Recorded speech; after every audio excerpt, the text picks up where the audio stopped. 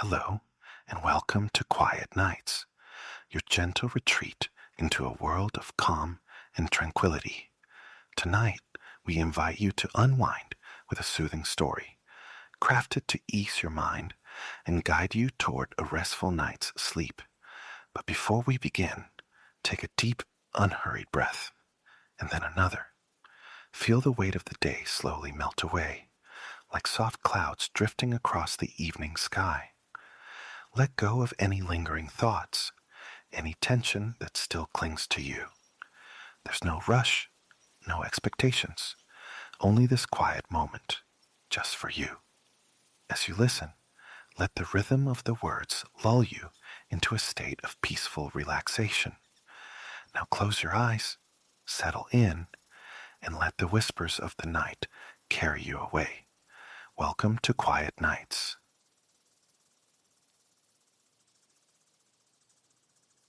Alara surfaced gently from sleep, drawn upward by the distant, plaintive cries of gulls and the sun's warm benediction across her face. A luxurious stretch unfurled through her limbs. Turning skyward, she let the ceiling swim into focus, the blissful realization dawning. Vacation. Her watch, retrieved from the small bedside table, confirmed the early hour. Yet she felt profoundly rested, cradled by a night of unbroken peace, ready for the languid day promised. Silence still seemed to hold sway over the small hotel. She might have believed herself the sole riser, but for the soft click of a latch down the corridor, succeeded by the careful tread of footsteps descending the stairs. Another soul embracing the dawn, moving with considerate quiet. The thought brought a smile to her lips. This tranquility was the day's perfect overture. Swinging her legs from beneath the cloud-like white comforter, Alara sat up, her feet meeting the wide, glossy planks of the wooden floor. She could feel the history beneath her toes, the paint worn smooth by generations of passage. Rising, she stretched again, drawn to the window. Her room surveyed the charming hotel's facade. Across the quiet street stood a line of venerable homes, their deep porches inviting repose. Flags stirred on some. Bicycles leaned against others. Ilara's eyes caught on a vintage cruiser, the kind often glimpsed near the shore, painted perhaps in daffodil yellow or shell pink, hues of pure cheer. Through the window pane, she watched surfers amble away from the ocean's edge, their vibrant boards tucked under their arms. Doubtless they'd greeted the very first light, hours spent communing with the waves. Dripping, they radiated contentment, heading back towards waiting cars, likely dreaming, she mused, of a substantial breakfast. Shifting her gaze, peering sideways, Alara took in the hotel's own countenance, bay windows reflecting the morning, flower boxes spilling over with exuberant petunias. Rocking chairs dotted the porch, thoughtfully arranged beside small tables meant for coffee cups or glasses beaded with condensation. One guest already occupied this haven, lost in a newspaper, a curl of steam rising from his mug beside him, blissful solitude. She mentally bookmarked the porch for later relaxation. Alara and her friend, Maya, planned to meet for breakfast when the hotel restaurant stirred to life. Maya occupied a similarly snug room just down the hall. Their coastal escape had been a spontaneous notion, a craving for a different vista. And now, immersed in it. Alara knew this secluded enclave was precisely right. A wonderfully sleepy hamlet, just the hotel, a tranquil neighborhood, and a simple roadside stand offering snacks, coffee, and sundries. The hotel itself was an elder statesman, rooted here long before the surrounding homes gradually materialized over the decades. With the city's thrum a mere 20 minutes distant, there had never been a compelling reason to import its bustle. No clamor of shops, no unnecessary conveniences. The hotel provided the essentials: umbrellas, chairs, beach toys. Sustenance was readily available at the restaurant, even packaged for seaside picnics. What more could a vacationer truly desire? The profound quiet of this hidden corner was a treasure worth any perceived trade-off. From her canvas weekender, Ilara unearthed her beach necessities. The sheer delight of descending to breakfast, clad in comfortable beachwear. There was an intrinsic loveliness in dressing purely for leisure. She yearned to feel the warm sand yielding beneath her feet. The forecast promised flawless conditions for a day surrendered to the shore. Teeth brushed, hair loosely tamed, Alara laid her beach tote upon the bed. Her current novel, sunglasses, lip balm, a water bottle, all accounted for. With everything assembled and still moments to spare before meeting Maya, she decided on an early foray downstairs to the coffee station. Picking up her room key, attached to a diamond-shaped plastic fob bearing her number, she stepped into the hallway, softly securing the weathered white door behind her. The corridor echoed her room's aesthetic, its painted white floorboards stretching the narrow length, lending the space a clean, luminous air. Staircases anchored either end, descending to the lower level. Between the room doors hung vintage prints, snapshots of bygone beachgoers in charmingly archaic bathing costumes, enjoying this very shore. One depicted an antique illustration of a lobster, rendered with scientific care. Alara chose the longer route, traversing the hall to the far staircase, and descended into the lobby. The front desk stood unattended.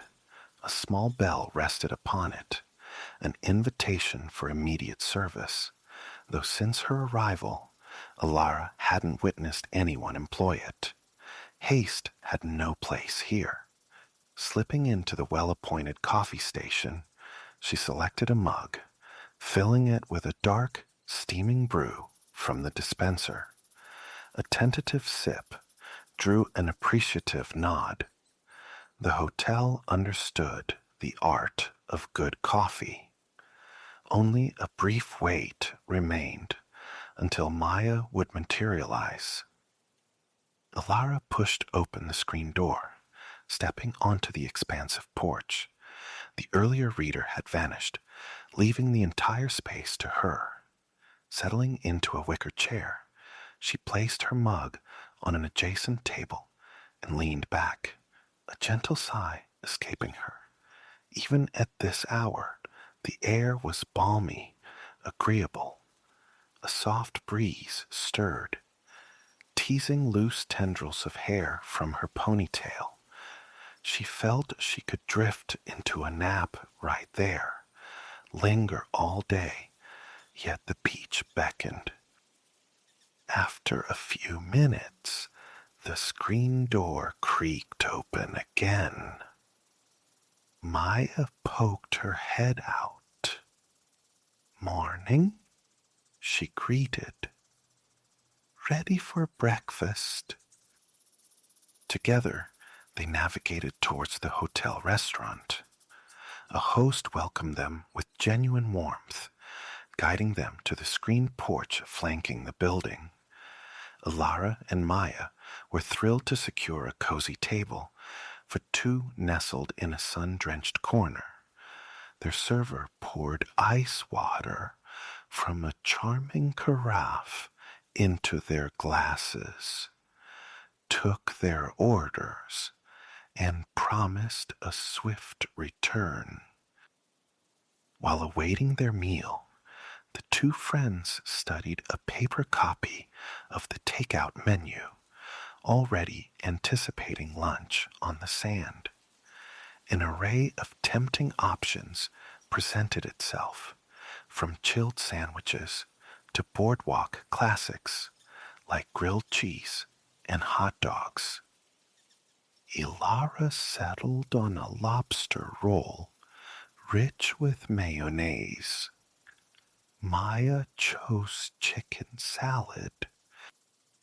One of Ilara's enduring affections for beach days was the heightened deliciousness of lunchtime fare. Something about the salt air and sun-warmed skin seemed to amplify every flavor. She eagerly anticipated that first bite of lobster roll after hours by the waves. As they ate, other diners gradually filled the surrounding tables. A family nearby recounted yesterday's beach escapades with cheerful animation. Other tables suggested couples on romantic retreats or old friends enjoying a weekend reunion. The atmosphere was universally relaxed, happy.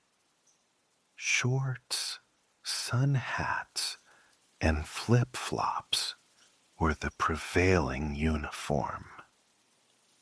Having finished their bagels, freshly squeezed orange juice, and fruit, Alara and Maya pushed back their chairs, gathering their beach totes. They were poised for the short stroll to the water, ready to claim their perfect spot for the day. Passing back through the lobby and onto the front porch, they availed themselves of the hotel's complimentary beach gear. Maya selected an umbrella. Alara chose two beach chairs, conveniently designed with shoulder straps for carrying.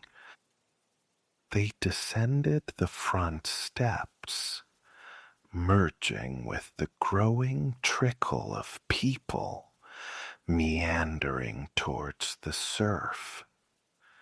In this profoundly quiet neighborhood, sidewalks were deemed superfluous. Residents simply emerged from their houses along the street, embarking on the 5-minute walk to the sand, laden with everything needed for the day. An effortless rhythm. Alara marveled at the sheer proximity to the water. Their location transformed the entire experience. Within minutes, the two friends stood at the top of the steps, leading down to the sand, an inviting golden ribbon unfurling before them. Fortuitously, the tide was low, the beach at its most expansive. Children, arriving with their parents, instantly abandoned sand toys, racing each other towards the water's gentle fringe. Their parents chuckled, scanning the sand for spots likely safe from the encroaching tide, at least until early afternoon. Alara and Maya observed the sand's texture, taking their cue. planting their umbrella where the sand was dry and soft, not damp and smooth. Terrain the tide hadn't recently claimed. Traveling light, just the two of them, they were quickly established. Umbrella angled, chairs positioned to face the softly glittering surf. Leaning back, Alara released a profound sigh, closing her eyes. The rhythmic murmur of waves drifted soothingly across the expanse, punctuated by the occasional faint cry of a gull. A light breeze carried the invigorating scent, the elusive taste of salt. She wished she could freeze this moment. Perfection. For several minutes, silence settled between the friends, a shared space for absorbing the wonder of the place. Then easy conversation flowed for a time. Eventually, both Alara and Maya retrieved their novels, a silent pact acknowledging the need to lose themselves in printed worlds. Around them, fellow beachgoers settled into their own rhythms. A nearby family embarked on constructing an elaborate sandcastle, their small children making tireless treks to the surf, buckets brimming with water for the moat. The sand's thirsty absorption didn't deter them. The fetching itself was joyous entertainment. A young couple tossed a frisbee, their dog leaping exuberantly between them, attempting to intercept the soaring red disc. When the frisbee occasionally flew astray, another beach visitor would cheerfully retrieve and return it, often pausing to inquire about petting the dog, who seemed eager to befriend every soul present. No boardwalk intruded here. No advertising banners trailed from airplanes overhead. No hum of traffic disturbed the peace. This beach was truly a sweet, hidden secret. Time slipped by in this leisurely fashion, unnoticed. Alara lost track of how long she read, surfacing only when she realized the sun stood high overhead and she dozed off, her book resting open in her lap. Stirring, she glanced at Maya, who regarded her with a smile over the top of her own book. Unsure of the exact hour, Ilara knew one thing with certainty. She was ready for that lobster roll. They opened their bag, unwrapping lunch with contented sighs, nestling cold water bottles into the sand beside them, tearing open chip bags with a satisfying pop. The tide had crept closer since their arrival. Children who had been boundless energy hours before now drifted towards the shade of parental tents and umbrellas, claiming midday snacks. Alara noticed a mother nearby, a baby sleeping peacefully across her lap. The sea air possessed a unique duality, invigorating yet profoundly soporific. The lobster roll and chicken salad sandwich vanished quickly. Both were declared excellent. Dusting chip crumbs and bread fragments from her lap, Alara stood announcing to Maya her intention to dip her toes in the water. Maya nodded understandingly. Hours under the sun made the sparkling water seem irresistible. Alara wandered down to the waves, watching her feet as the surf crept up the sand, washing over her ankles. The chill was delicious, a perfect counterpoint to the accumulated warmth of the sun. Bending, She splashed the frigid water onto her shoulders and the back of her neck. Shielding her eyes, she surveyed the aquatic activity. A woman floated nearby on an inner tube, casually eating an ice cream sandwich. Now that, Alara thought with an inner grin, is inspired. She stood, observing the wet sand beneath her feet as the water surged in, paused, then receded, revealing fleeting glimpses of some glittery, golden substance mixed within the grains, visible only underwater. Quite beautiful. Strolling along the surf's edge, she reached a rocky outcrop teeming with tide pools. Balancing carefully on the uneven surfaces, she peered into the trapped miniature worlds, watching tiny hermit crabs scuttle about. Children knelt nearby, engrossed in closer inspection. One scrambled back towards his parents on the dry sand, eager to report his thrilling discovery. Looking up from the pools, Alara saw Maya, now appearing small and distant back on the beach.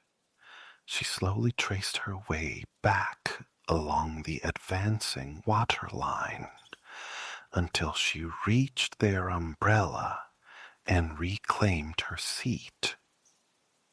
Picking up her book once more, Alara noticed Maya had drifted off and smiled inwardly. Even that brief amble along the shore had renewed her desire to simply sit and be. As the afternoon deepened, time seemed to suspend itself. Alara frequently looked up from her novel, pleasantly lost in thought. She watched a man skillfully maneuvering a colorful kite, observed the steady growth of the sandcastle fortress nearby. Some of the children who'd run tirelessly all day now slept soundly in the shade beside their parents. A few surrounding families began a slow process of packing up, shaking sand from buckets, filling in excavated holes, collapsing vibrant beach chairs. The tide, turning once more, was now lapping much closer to their position. When Maya awoke, Alara confessed to feeling a bit overheated and simultaneously hungry again. Maya readily agreed it might be an opportune moment to retreat to the hotel for a snack and to prepare for dinner. Gathering their belongings and the borrowed beach equipment, Alara and Maya slipped on their flip-flops and ascended the stone steps leading back to the street. Up top, the late afternoon pulsed with activity. Not only were numerous beachgoers concluding their day by the water, but the yards of the homes facing the street hummed with life. At one sprawling residence, a family engaged in a light-hearted game of croquet. Next door, preparations were underway for an outdoor meal. Children tumbling in and out of the house. Some youngsters appeared freshly bathed and dressed for dinner. Others, still gloriously sandy in bathing suits, likely awaited their turn, chasing each other through the yard with dripping popsicles. Soon, Alara and Maya arrived back at the hotel, gratefully depositing the umbrella and chairs on the porch. After a thorough dusting off, they carefully stacked the borrowed items where they'd found them, ready for the next guests. Entering the lobby, they were delighted to discover they'd timed their return perfectly for the afternoon coffee hour.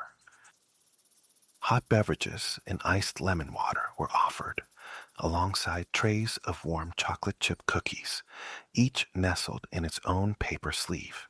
Alara selected one, smiling as she slid it free and took a bite. Soft, studded with large crystals of sugar, its semi-sweet chips still slightly molten. It was divine. Sinking into two plush easy chairs in the lounge area, Alara and Maya grinned at each other, savoring their cookies in companionable silence. The perfect morsel to bridge the gap until their late dinner reservation. They watched the comings and goings in the lobby for a while, familiar greetings exchanged, questions posed to the desk attendant. After a bit, Maya suggested they part ways temporarily to rest and freshen up in their respective rooms. They agreed to reconvene at twilight for a neighborhood stroll before dinner. Ascending the old wooden staircase in single file, they reached the upper landing and diverged, promising to meet in the lobby shortly. Alara slid her key, with its plastic fob, into the lock. It turned with a satisfying clunk, and the door swung inward. Her room welcomed her, sunlight streaming through the window, the bed a haven of piled white linens. She sighed with pure contentment. After tidying up for the evening, Alara curled into the decadent orange velvet chair by the window. From this regal perch, she observed people strolling below. The petunias in the window box nodded cheerfully in the breeze. She watched the diverse groups flowing up the road, returning from their own late afternoon pursuits, naps, games, conversations with friends. Leaning her head against the chair back, she inhaled deeply, exhaled slowly, several times. She couldn't recall the last time she had felt so utterly relaxed. Without conscious intent, Alara slipped into a light doze. She awoke to the gentle flutter of her white curtains against the backdrop of the setting sun. A glance at her watch confirmed she hadn't slept long. She was still perfectly on time to meet Maya. Rising and stretching, she circled the room slowly, collecting her small purse and key. Then she slipped quietly into the hallway, locking her door just as Maya emerged from hers a few doors down, doing the same. Together, they descended to the lobby. The coffee station remained, though the cookies had vanished in preparation for the dinner service. Peeking into the restaurant, Alara saw servers arranging tables, seating the first evening guests. Their walk would perfectly precede a leisurely dinner. As they pushed through the swinging screen door onto the porch, the faint musical clinking of water glasses drifted from within the hotel. Turning towards the beach, they were met by a sky ablaze with pink and orange, a spectacular sunset. Many others were out in their yards, witnessing the celestial display.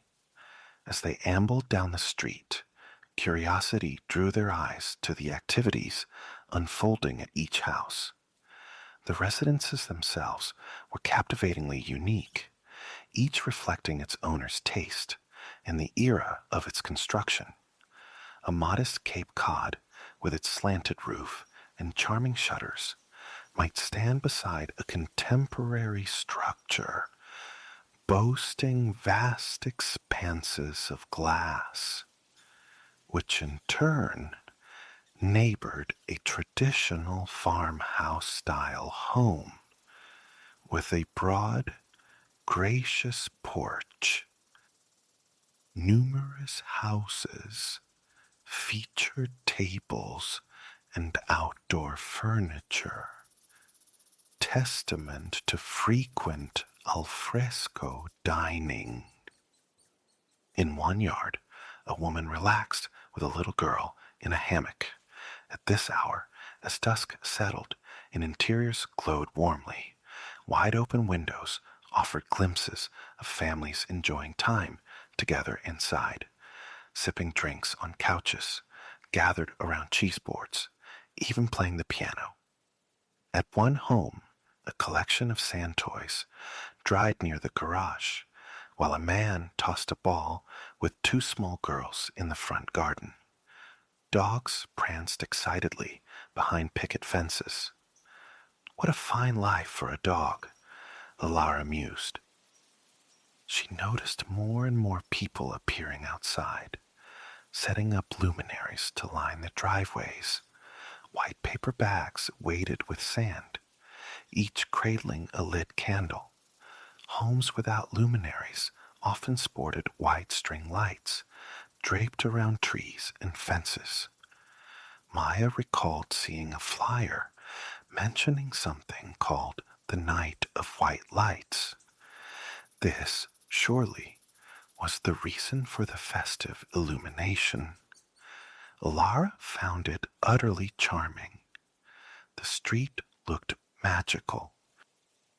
Their circuit eventually led them along a stretch paralleling the beach. The tide, having peaked while they rested, was now receding again. Figures could be seen scattered along the shore. Couples, small groups, apparently drawn from their evening routines to admire the moon or toss toys for their dogs.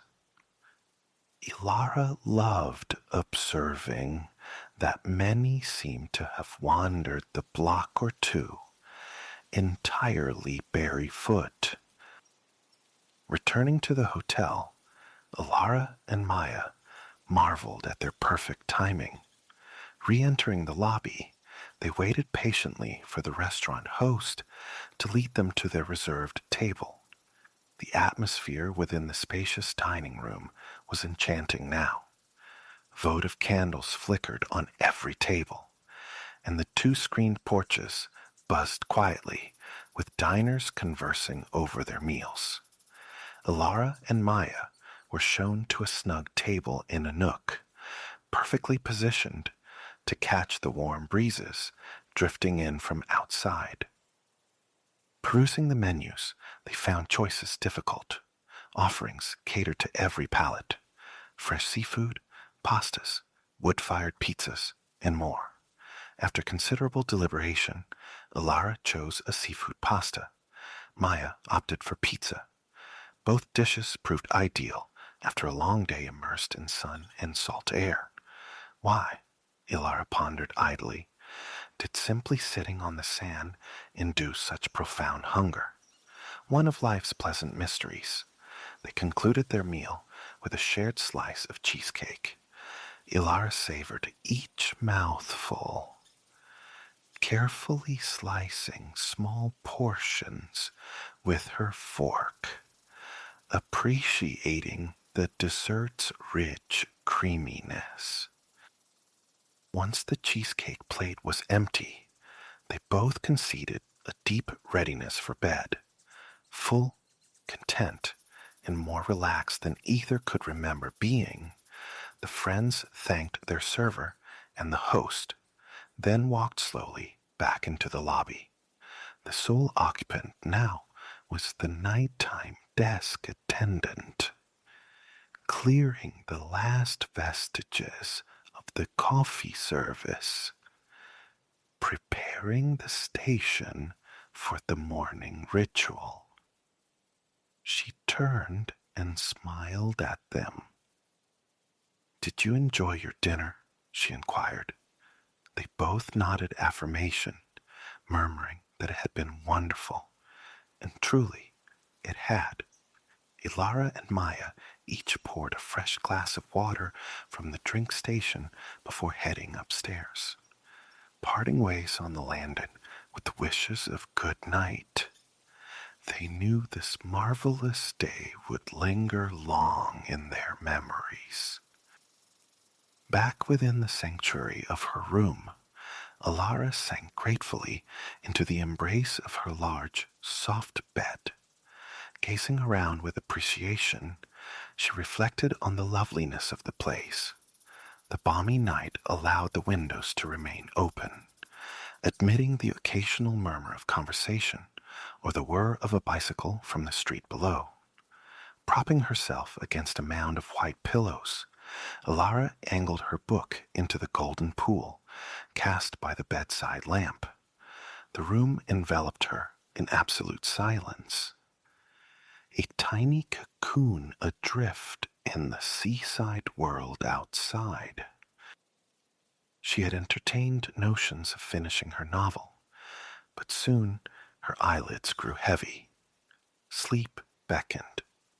Setting the book aside for the morrow, she flattened the pillows, reached over, and extinguished the lamp. Turning onto her side, she gazed drowsily at the sliver of moonlight, painting a path across the white floorboards. In the darkness, everything here felt golden and white, she thought, already half lost to slumber. The salty breeze stirred her curtains once more. As Alara slipped into sweet dreams, the distant, rhythmic sigh of the surf breaking on the sand was the last sound she heard. Then sleep claimed her. Good night. Tonight commences within the soft confines of your own bed. Let drift the memory of hours spent immersed in the sun-drenched canvases of Italy's high Renaissance, your thoughts snagged particularly by one creation, the Florentine master's ethereal Primavera, a masterwork conjured in tempera upon wood, sometime between the waning 1470s and the dawning 1480s. Its scale is monumental, a breadth of 10 feet, spanning a height of 6.5. The artist, Alessandro di Mariano Filippi, known to posterity simply as the Florentine master, stood among the most celebrated talents in Florence during that incandescent era. Summoned by papal authority to adorn Rome's Sistine Chapel, he later pivoted his genius toward realms of myth, bequeathing centuries hence visions like The Birth of Venus and this very Primavera, works for which his fame endures. Primavera, especially, resonates, a tapestry woven with intricate symbolism drawn from nature's lexicon and ancient lore. This tableau of burgeoning spring lingers vibrant in your mind's eye as slumber begins its gentle encroachment. You hover in that fluid threshold between wakefulness and sleep, where the crisp edges of reality blur and soften. Before you materializes Primavera, ensconced in a magnificent gilded frame, solitary upon the wall of a sumptuously adorned chamber. Drawn toward it, you seek a closer communion. The painting looms large, its figures rendered life-size. As proximity shortens the distance, your gaze inevitably finds the goddess, Athelia, the radiant heart of the composition. Athelia, sovereign of love, of beauty's bloom, of fertile earth and burgeoning fortune. Though 8 other souls share her painted world, the path to her is clear, unobstructed. Her tresses cascade, spun gold. Her generous form is draped in regal sapphire cloth and a mantle of deepest crimson. She is beauty incarnate. You regard her, and impossibly, her painted eyes seem to meet yours directly. Her right hand lifts, you notice, poised in a gesture of welcome. Gazing still, you perceive a subtle shift, a beckoning motion in that hand, as if urging you nearer. A pause, a flicker of doubt. Did imagination conjure the movement? But then the gesture repeats, accompanied this time by a conspiratorial wink. Another step you take, closer still, and the very pigments and textures of the panel seem to deepen, quicken, breathing into life before you. Athelia extends her hand, a tangible presence now, and draws you smoothly within the frame. You stand suddenly within a meadow, impossibly lush, where hundreds of distinct flower varieties push through the verdant grass. Pinks, reds, yellows, whites. Some blossoms are familiar friends, others exotic strangers, never before encountered. Athelia offers a gentle smile, her gesture inviting you to drink in the surrounding splendor. Delicate blooms pepper the foreground, vibrant splashes against the green canvas. The air itself is thick with the undeniable perfume of spring. Rose and jasmine mingle with lavender, violet, and lily in a heady, invisible tapestry. Sunlight warms your skin from a sky utterly devoid of clouds. If ever an archetype of spring existed, surely this is its perfect expression. Closing your eyes for a moment, you allow the sheer loveliness of this place to permeate your being. Inhaling deeply, slowly, releasing a full, tranquil breath. Opening your eyes, your attention turns to the figures arrayed before you. Their identities stir within your memory, the narrative they enact familiar. Commissioned, it is said, by the illustrious Magnifico patron as a wedding endowment for Giovanni, a young kinsman. This powerful banking family, a veritable dynasty, steered Florence through the 15th century. Primavera itself later graced the couple's bedchamber, presiding over their intimacy. It stands as an allegory of springtime, of life's cyclical rebirth, a paean to matrimony, fecundity, and profound change. An allegory, an image dense with symbolic figures and objects, demanding decipherment to unveil its deeper moral truths. Now, having stepped inside its very fabric, you feel an intuitive grasp of its story unfolding. You recall the Florentine master, whose deft portraiture secured the patronage of the influential Magnifico. A virtuoso of mythological subjects, he drew inspiration from classical texts and statuary, fused with the Renaissance pursuit of the idealized human form.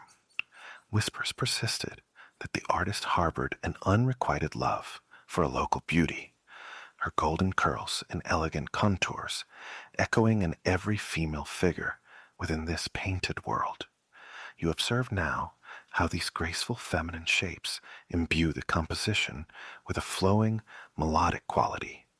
Save for Athelia, whose gaze remains fixed outward, serenely constant, all other figures are captured mid-motion, a testament to the Florentine master's extraordinary skill in rendering the human body from myriad perspectives. While the foreground bursts with light and life, the background recedes into darker tones. Beyond the figures lies a grove dense with orange trees, interwoven with laurel, myrtle, and other verdure. You know that many plants depicted carry specific symbolic weight. Oranges, an emblem of the patron's house. Laurel, signifying victory, its Italian name echoing young Giovanni's. Botanists, indeed, have meticulously identified over 500 distinct species of flora within this single panel. Wandering towards the orange grove, a cool breeze greets you, carrying the delightful fragrance of fresh citrus.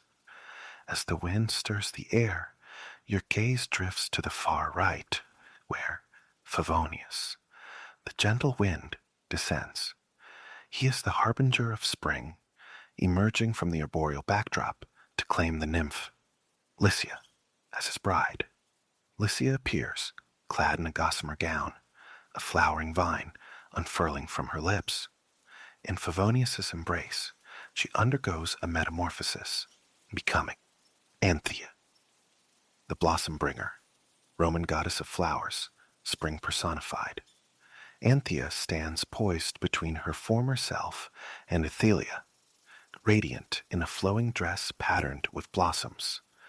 She gathers roses in the folds of her gown, scattering them onto the grass below. Each handful transforms into a soft cascade of petals, settling gently upon the earth, an offering symbolizing both springtime and nascent life. A crown and necklace woven of flowers adorn her. Her sleeves possess the iridescent fragility of dragonfly wings. Golden scales sheath her forearms, and decorative plumes flare where these ethereal wings meet the silken fabric above. The sheer intricacy and artistry of Anthea's attire leave you breathless. Now, you perceive the triad on the right, Favonius, Lycia, and Thea, as a unified narrative element, signifying spring's inception.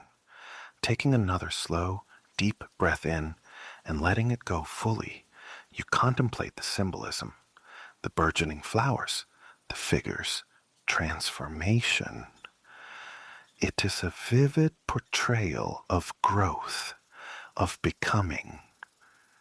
Witnessing it so intimately reveals the profound richness of the painting's symbolic language. The Renaissance was an epoch of intense artistic flourishing, where painting, literature, and philosophy entwined.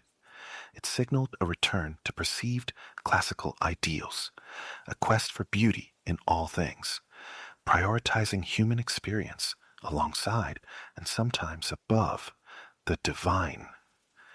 The Magnifico Patron was renowned for commissioning works steeped in pagan themes rather than purely religious ones, exemplified by Athelia's central placement here. Athelia occupies the composition's heart, positioned slightly deeper and higher than the foreground figures. Her direct outward gaze confirms her pivotal role. Behind her, the trees part, forming an arch strongly reminiscent of a halo or an arboreal apse. Architectural forms, typically framing depictions of the Virgin Mary in religious art. Mary, too, is often shown in red and blue, mirroring Athelia's attire in Primavera. This interplay of Christian and pagan symbolism is a hallmark of the Renaissance. Here, Athelia embodies love, beauty, and the sanctity of marriage, while Anthea represents new love, potential, the tender beginnings of spring. Athelia signifies mature love, motherhood, the season in its full, embodied glory. Hovering above Athelia is her son, Voluptas, Desire's arrow, a winged cherub, blindfolded. In classical myth, he governs desire, attraction, affection. The blindfold serves as a timeless reminder. Love perceives, not with the eyes. Just to Athelia's left, completing the central grouping with Voluptas, dance the three graces: splendor, purity, and affection. Each wears diaphanous, flowing garments that reveal their elegant forms. Their fingers link at three distinct points as they move in a circle, this circularity suggesting continuity, rhythm, harmony. It also brilliantly showcases the Florentine master's artistry, depicting the sisters from three different vantage points, mimicking sculpture, yet retaining a palpable sense of fluid grace. The Graces were a familiar motif from contemporary literature. Viewers of Primavera would have recognized their story. From right to left, Splendor, the most ornamented, wears a pearl coronet, symbolizing purity, and an elegant golden pendant, her glance trailing back towards Favonius. In the center stands Purity, gazing towards the god Caduceus, unadorned by jewels. On the left is Affection. Together, they represent classical feminine virtues and the evolving stages of love. Beholding them, you feel a profound sense of concord, of visual music. It fascinates you how three distinct figures coalesce into a single symbolic entity. Primavera, as a whole, seems a meditation on the multifaceted nature of beauty and femininity. So much transpires within this single scene, yet beauty and vitality resonate as undeniable, overarching currents. The figure furthest left is the god Caduceus. His posture echoes Michelangelo's famed David. Caduceus is attired in winged sandals, a crimson robe, a helmet, and carries a sword. His right arm reaches skyward, gently dispersing gathering clouds, thus ensuring the eternal spring rains within the grove. His gaze lifts heavenward, turned away from the other figures. In ancient Roman lore, Caduceus served as divine messenger, associated also with medicine, commerce, abundance, and prosperity. Within this painting, he symbolizes the young bridegroom, Giovanni. Some even suggest Giovanni himself, modeled for the god, just as Anthea is believed to represent Giovanni's bride-to-be. Together, the three Graces and Caduceus embody the fullness of late spring. Having contemplated each figure, each symbolic layer, you take a step back, closing your eyes momentarily. Awe washes over you, the sheer beauty unfolding, the singular privilege of stepping within this celebrated masterpiece, witnessing its vibrant life. The perfume of roses, lilies, and myriad blossoms is intoxicating, inspiring. The profusion of flowers and fruit, the impossibly green grass, the dense foliage, all combine to create a celestial garden. A faint breeze caresses your skin. You realize Anthea has just scattered another handful of petals near your feet. Delicate pink rose petals now blanket the earth around you. Above, Caduceus nudges another stray cloud aside, ensuring the sun's uninterrupted blessing upon the scene. You watch the three Graces twirl in harmonious rhythm, their steps light upon the petal-strewn ground, silken gowns and golden hair stirred by the gentle breeze. Voluptas hovers overhead, arrow nocked, while Purity dances below, blissfully unaware. The mingled scents of orange blossom, fresh grass, sweet flowers, and pungent laurel drift around you. It is all exquisitely dreamlike. Your eyes meet Athalia's once more. You offer a silent thanks for her welcome into this vibrant world. A profound appreciation settles within you for the complex messages conveyed through this masterfully orchestrated narrative. The intricate weaving of symbols from literature, philosophy, classical antiquity, the contemplation of beauty in its varied forms, love's transformative power, the subtle nods to the powerful patrons who commissioned this vision. The luminous use of color, the expertly balanced composition. You appreciate the depicted passage from winter's dormancy to spring's awakening, from maiden to bride to mother, the resonance between Athelia and Mary, the translation of literary themes into visual poetry, the metamorphoses throughout the painting pulse with spring's vital energy, new life, boundless potential, growth, transformation, sheer beauty. This is the season of rebirth, yearned for through long winter nights, finally manifest here in its ultimate glory. Such depth resides within this single panel. Small wonder it remains a cornerstone achievement of the entire Renaissance.